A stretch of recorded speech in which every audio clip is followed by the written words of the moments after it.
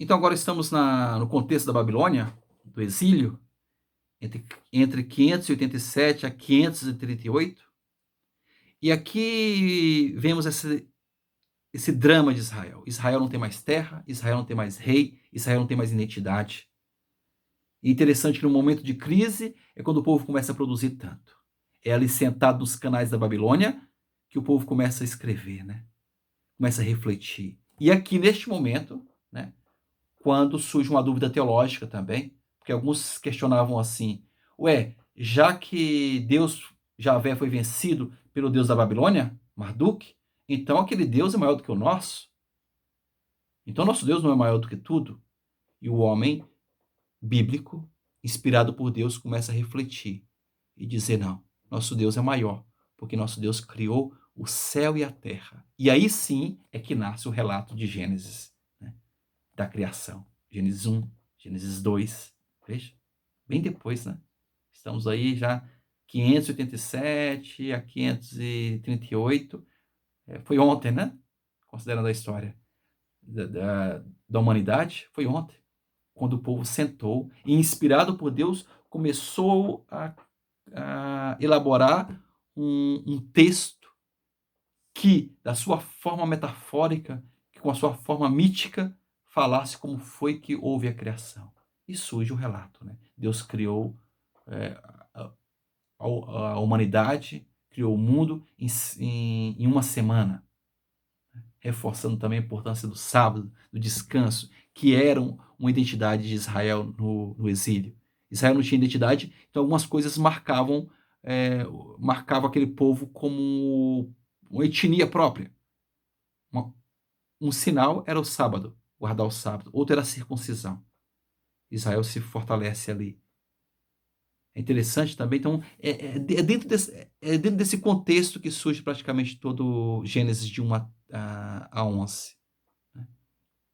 O relato do dilúvio também é uma reflexão sobre a destruição. O dilúvio é justamente esse exílio. A arca é a forma como é contada, né, de forma metafórica, o que aconteceu de fato historicamente. O que aconteceu historicamente foi o exílio. Como é que eu conto isso?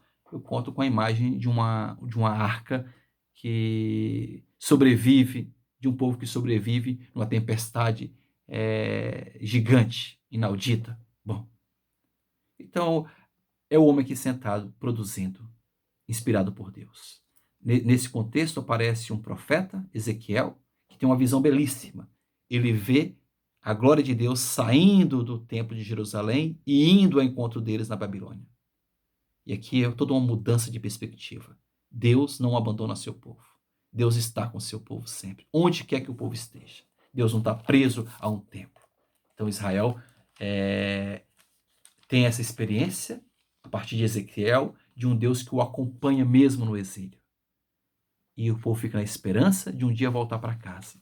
Essa volta vai acontecer em 538, com Ciro, quando a Babilônia é vencida pelos persas e chega esse rei Ciro, né?